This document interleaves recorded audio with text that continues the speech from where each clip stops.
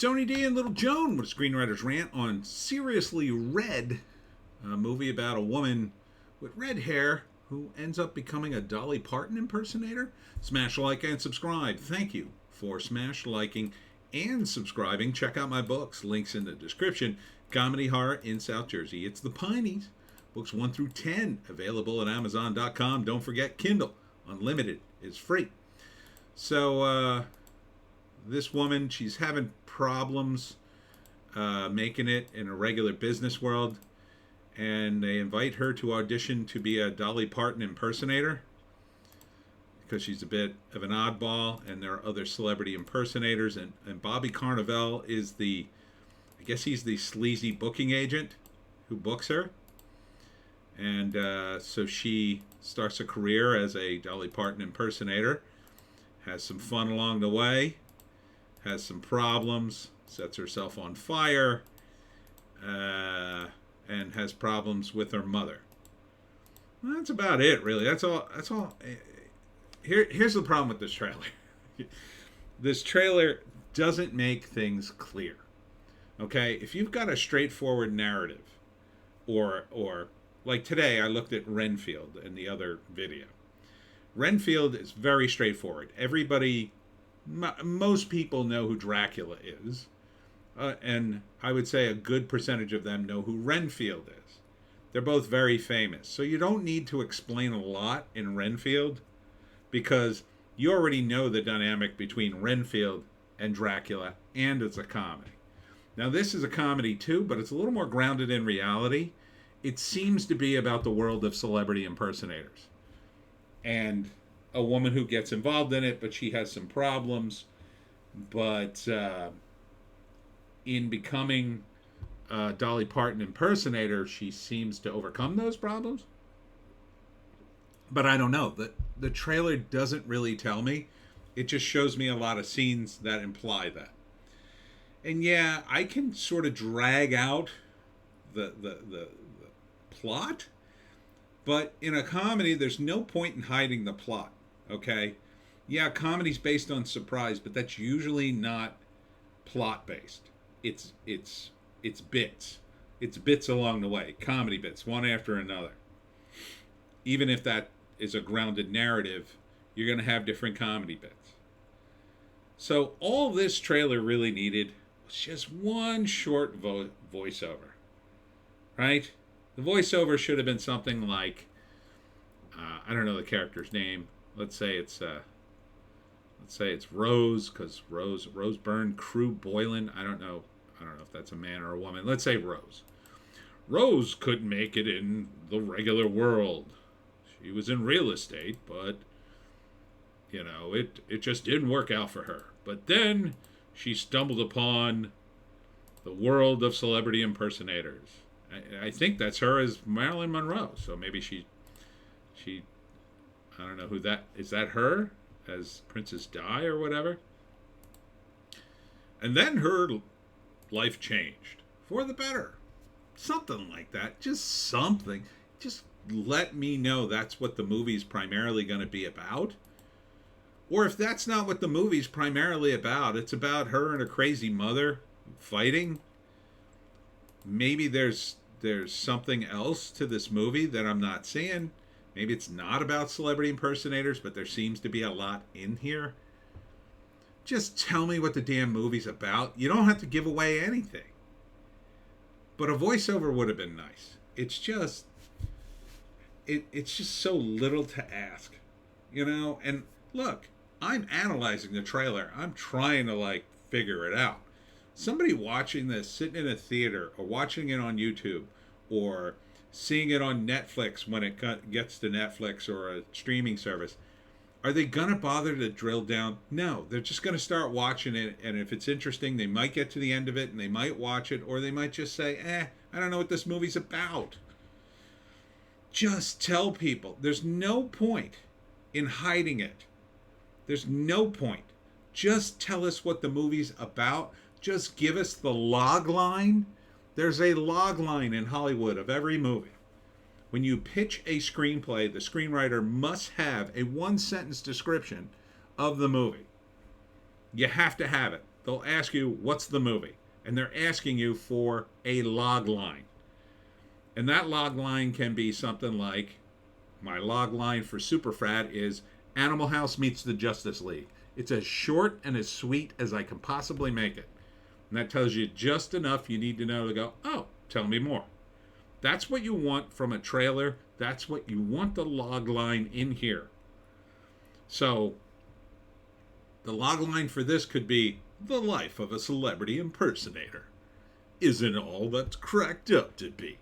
Something. Instead, you just show me a bunch of scenes and I got to figure it out. What if, and like, look, this trailer's 2 minutes long. A minute in, I could totally tune out. And the first half of this trailer doesn't have celebrity impersonators. That's when it starts to pick up. So just tell us, just put the voiceover. The voiceover doesn't have to be in the movie. The voiceover would be for the commercial. The voiceover and the trailer, it's not the movie. So you're not giving us something we think is in the movie. Nobody thinks they're going to go into the movie and hear a voiceover telling us what we're watching. It's for the trailer specifically. So give us what the hell the movie is. Just the log line. It doesn't have to give away the plot. If she robs a bank in this, I have no idea. Which may be pertinent. That's a surprise, I guess. But is this focusing on the mother? Is this focusing on her relationships? Is this about her finding herself in the real world? Or is this exploring the odd, quirky world of celebrity impersonators through a comedic lens? I'm not sure. It could be all those three. But it would be nice to know what the focus was, so I could decide whether or not I'm going to watch this thing. So, based on the trailer, the first act seems to be about a woman who's having trouble. She's she works for a realty, I think, and she likes to wear these outrageous outfits, and she wears one and gets voted the clown of the office at an office party and embarrasses herself. She gets mad, they fire her, and she quits. Her parents are mad at her for not being able to hold down a job, and she ends up running into some people who are auditioning for a Dolly Parton lookalike. And all these are men. She gets the gig. She's apparently overdoing it on the makeup. She eventually, Bobby Cannavale hires her anyway because she's the closest thing to a Dolly Parton lookalike he can get, and she sort of grows into the role. And she even tries Marilyn Monroe at one point, and then she starts doing better makeup, maybe Crew Boylan, I guess that's her name. She starts taking better care of herself. She learns to sing. She has a romance with, I don't know who this guy is. Her mother still thinks she's an idiot. She does something stupid there. Bobby Cannavale almost fires her. It says seriously fun. Looks like a fun comedy. I don't know any of these people except Bobby Cannavale. Maybe Rose Byrne I've heard of. The rest, no, I don't know these guys. Is it a funny movie? It's okay. It looks okay. It looks like it'll be amusing. I'm not laughing out loud at any of this. It seems to be more about her than it is celebrity. Like, if this was a Rob Schneider movie, it would be more about celebrity impersonators and the various wacky characters he runs into, and then possibly a plot where they're trying to kill, I don't know, Elvis Presley or something, and they're after Rob Schneider. Something like that. The stakes would be higher. This is very grounded stakes, so it's probably more about her coming into her own, doing this kind of work, and then being able to stand up to her mother. So maybe it's more focused on the mom.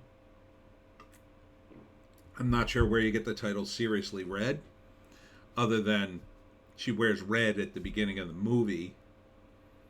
I guess Bobby Cannavale is the hook here. I think, this would be a direct-to-video kind of situation. I don't see a theatrical release for this movie. I don't see it going very far, but I think it would, it would be watchable. It'd be watchable, mildly amusing. They're playing "Working 9 to 5" in the trailer.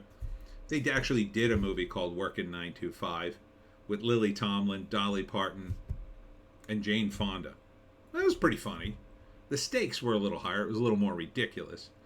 It kind of feels in that tone, but again, more grounded. So it's not as laugh out loud funny as it could be. I mean, this is a situation you could really do some cool, funny stuff with this. They just seem to be doing mild laughs.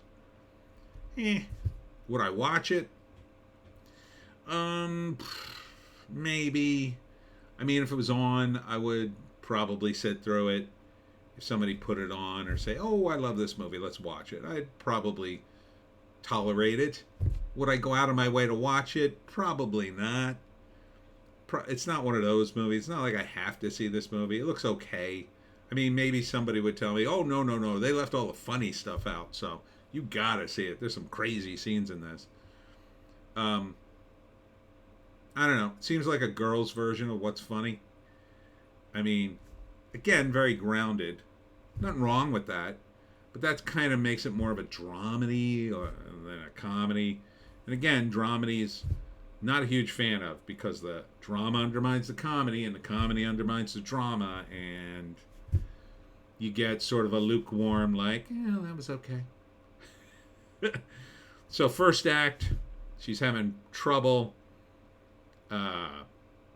working at the real estate office. They call her a clown. They embarrass her. She ends up getting fired or quitting, both on the same day. Stumbles into a situation where she can audition to be a Dolly Parton lookalike, gets the gig, and it changes her life. And she has a great time. She goes on tour. She makes lots of money. Her mother doesn't understand. She, I don't know, has a sexual fling with some dude with a beard. Has a good time, I guess, for a while. And then, I don't know, what's the ending here? The ending is she takes over the business for Bobby Cannavale, or continues to do this the rest of her life. I don't know. It kind of not driving anywhere, which is part of the problem, which is why I don't like dramedies. See, if it was a drama, it would concentrate more on the mother relationship.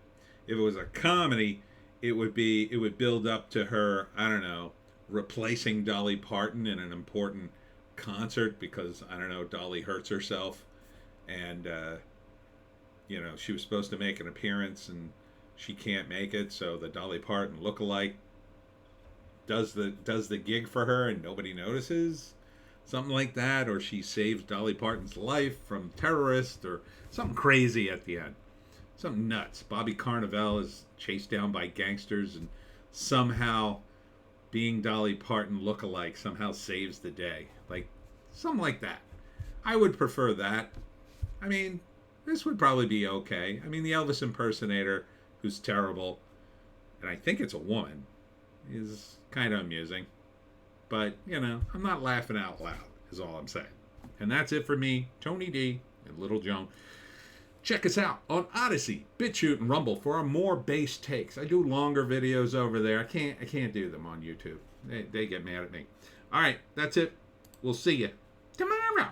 Oh, I added more dates for my book signing, so check out the link below for the book tours. Next book signing is January 13th, Friday, at the White Horse Winery.